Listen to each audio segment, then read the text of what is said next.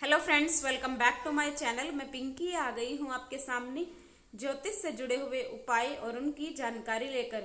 आज मैं आपको बताऊंगी आपने अपने घर के अंदर जो कलश स्थापना, जो ज्वारे बीजे हैं और जो अखंड ज्योत जलाई है या जो भी सामग्री आपने पूजा पाठ में प्रयोग की है उसका आपको क्या करना चाहिए, और अष्टमी और नवमी तिथि के कुछ विशेष उपायों को भी बताऊंगी जिन्हें करने से आपके जीवन में सुख, समृद्धि और तरक्की के द्वार खुलेंगे।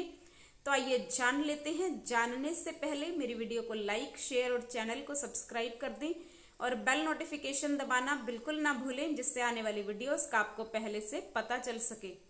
और कमेंट बॉक्स के अंदर जय माता दी अवश्य लिखें, क्योंकि इन दिनों में जितना अधिक से अधिक जय माता शब्द, जय माता दी शब्द हम बोलते हैं, लिखते हैं या कहीं भी हम टाइप करते हैं तो उसका बहुत पुण्य फल हमें प्राप्त होता है।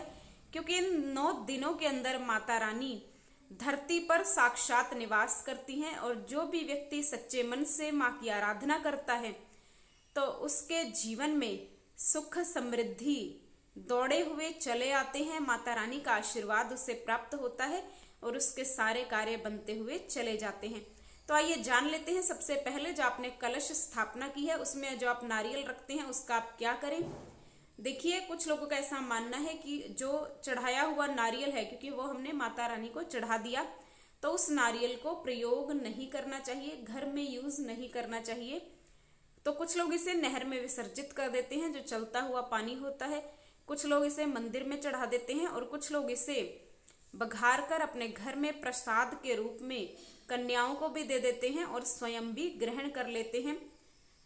तीनों ही चीजें ठीक मानी गई हैं शास्त्रों के अनुसार। अगर हम नहर में विसर्जित करते हैं तो कहा जाता है कि ये नारियल हमारी विपत्तियों को दूर ले जाता है।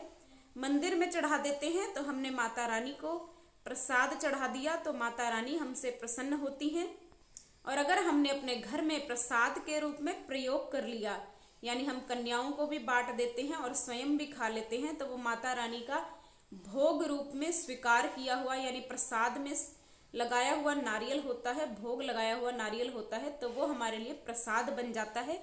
और जब हम उसे खाते हैं तो हमारी बीमारियां घटती हैं, हमारा शरीर स्वस्थ होता है और माता रानी का आशीर्वाद कहीं ना कहीं उस नारियल के रूप में हम पर बरसता है। तो तीनों ही चीजें शास्त्र के अनुसार सही मानी गई हैं। इनमें से कोई भी विधि आप अपनी श्रद्धा के अनुसार अपना सकते हैं। दूसरा, जो आपने ज्वारे बीजे हैं उनका आपको क्या करना चाहिए। पहले हम क्या करते थे कि इन ज्वारों को हम अधिक से अधिक जल में विसर्जित करते थे, लेकिन आज के समय के अंदर जो नदियां हैं वो दूषित हो रही हैं, शहरीकरण बढ़ रहा है, पेड़ कट रहे हैं, तो पानी पोल्यूटेड होता जा रहा है। तो इससे बचने के लिए आपको उन ज्वारों को खा भी सकते हैं। एक एक दो दो पत्ता सभी को प्रसाद के रूप में ग्रहण भी करना चाहिए। और इनमें से कुछ ज्वारे निकालकर आप लाल कपड़े में बांधकर, जो आपका व्यापार स्थल है, जहां पर आप अपना कैश बॉक्स रखते हैं, या आप अपने घर की तिजोरी में भी जहां आप पैसे रखते हैं वहां भी रख सकते हैं। आप लाल कपड़े में बांधिए या फिर मौली धागे से भी आप इन्हें बांधकर 7 जों, 9 जों या फिर 11 जों या 21 जों ऐसी संख्या में आप गिनकर आप इन दीप धूप दिखाकर, क्योंकि ये जो जौ है इनमें साक्षात माता रानी की शक्ति आ जाती है। जब आप मंत्र जप करते हैं, नवरात्र के 9 दिनों में कलश स्थापना करते हैं, माता रानी की दोनों समय आरती करते हैं, नियमित रूप से पूजा पाठ करते हैं, तो ये जो जौ है वो सिद्ध हो जाते हैं। माता रानी की शक्तियां इन जौ के अंदर आ जाती है। तो ये जौ बहुत ही शक्तिशाली माने जाते हैं। तो आप इन्हें ग्रहण भी कर सकते हैं और आपको अपने कैश बॉक्स के अंदर इन जौ को अवश्य ही रखना चाहिए।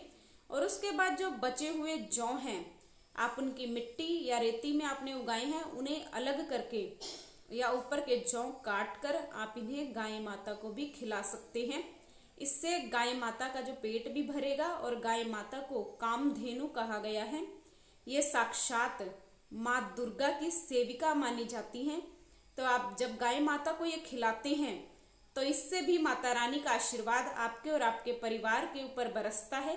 और साथ ही इससे जौ की अशातना नहीं होती, कहीं जौ पैरों में नहीं आते, क्योंकि नहर में हम विसर्जित कर देते हैं, लेकिन आगे जाकर जहां भी नहर की सफाई की जाती है वहां पर इन्हें निकाल लिया जाता है।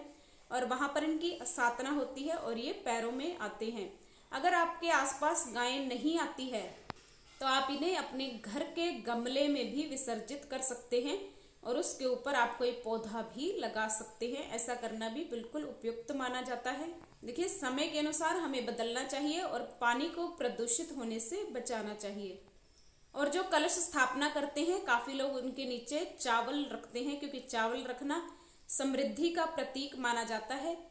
तो आप चावलों को, बहुत से लोगों को ये कहा जाता है कि उन चावलों को आप पक्षियों को डाल सकते हैं, पीपल के वृक्ष के नीचे डाल सकते हैं। लेकिन इन चावलों को, अगर आपने वो चावल रंगे नहीं हैं, यानी उन्हें आपने लाल, पीला, हरा रंग नहीं दिया है, तो आप उन चावलों को, जो आपके घर में चावल का भंडार है, यानी जिस चीज में, किसी की टैंकी में, किसी डब्बे में आप चावल रखते हैं, तो उन चावलों के अंदर भी इन चावलों को आप डाल सकते हैं।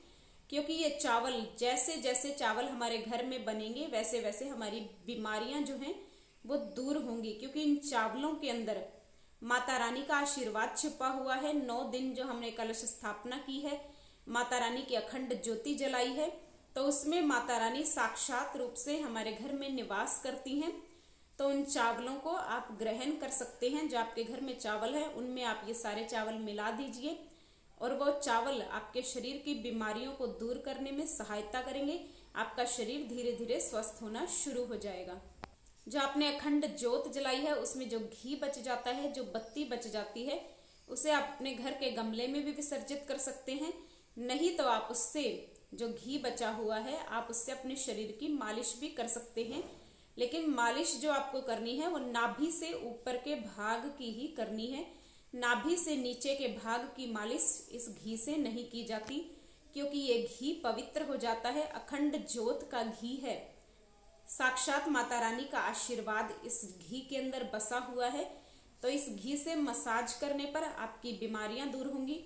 आप इसे अपने माथे पर लगा सकते हैं, गले पर लगा सकते हैं, हाथों पर इसकी मालिश कर सकते हैं। तो कहीं भी आप नाभि से ऊपर के भाग में अपने शरीर की मालिश कर सकते हैं। सिर में भी आप इस घी को लगा सकते हैं, ये आपके लिए बहुत ही अच्छा रहेगा। या आप इसे बचाकर भी रख सकते हैं। कभी आपके सिर में दर्द है या कोई सदस्य आपके घर में बीमार है तो आप इसे तब भी प्रयोग कर सकते हैं, इससे उन्हें बहुत ही लाभ मिलेगा।